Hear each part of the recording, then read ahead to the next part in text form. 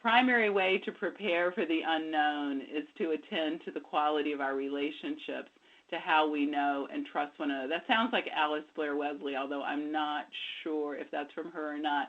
But the idea being that a lot of, when we get into this kind of co-creation, like I was talking about, growing in multicultural community, there is this sense of unknowing. We're not sure how to find our way creatively with each other. So what do? Well, the best way to go into this quality of unknowing is to say, well, let's pay good attention to our process and how we are going to be in relationship to each other in order to be trusting as we feel our way forward. Oh, Margaret Wheatley, right. Yeah. Another good writer about communication and conversation as a basic human methodology for solving problems together. Good, honest conversation. So covenant makes it possible for us to move forward in free religious community. How? By reminding us with our focus on our 7 principles, foundational to how some people, the values that form a basis for covenant. So covenants tend to grow up in this space that we affirm and promote between the inherent worth and dignity of each person in the community, while at the same time recognizing that there is the interdependence among us and then this greater interdependence with that which is greater than ourselves. And of course, there's the preamble to our principles and purposes, where we actually say we enter into a covenant as free congregations with one another. Another source that we've been using a lot lately on district staff is James Luther Adams' 5 Smooth Stones of Liberal Religion. And these are basically that revelation is open and continuous, that the right answer is never finished. We're always open to reinterpretation. The second is that our relationships are consensual. They're never coerced. So we need to find ways to be in agreement about how we're going to be in relationship together. The third is that part of us being a religious community is that we are obliged to work toward a just and loving community. There's the idea that there's no miracles or God or whatever that's going to come in and fix everything. Good is only going to happen by our work in the world.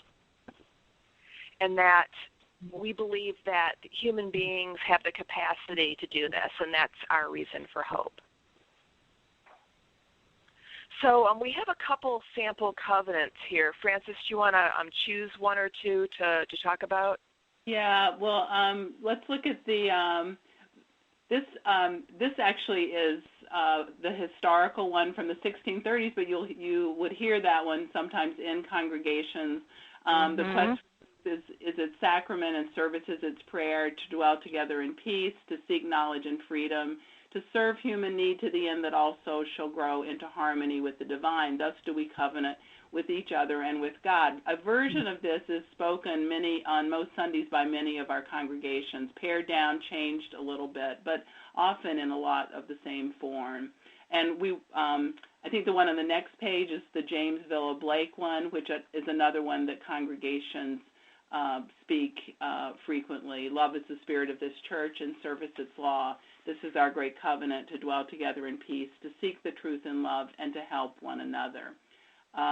Both of those covenants focus on the quality of relationship, not so much on behavioral expression, but it holds up the importance of relationship. And then this just reiterates some of James Luther Adams speaking about the relationship of covenant to the free church, which we've already talked about.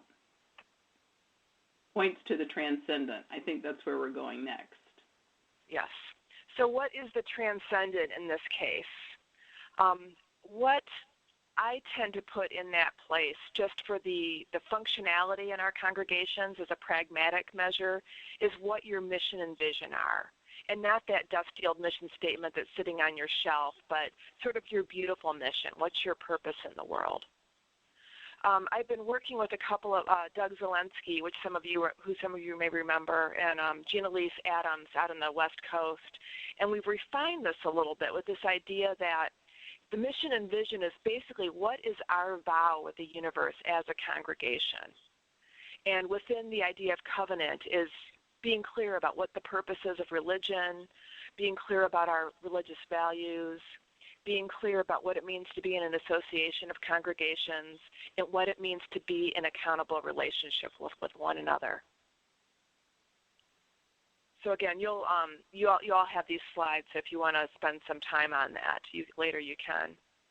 So again, the mission and vision of the congregation needs to be owned by the congregation. It needs to somehow embody the transcendent purpose of the congregation, and it needs to provide direction and meaning for the congregation. We're noticing that congregations are really understanding how important it is to have a really clear mission. And if you don't, we've got some mission webinars out there and things, but this is definitely something that's a core part of any congregational fabric of intention with one another. And if you're not doing that, if you don't have a mission, do contact your district office on how to get there.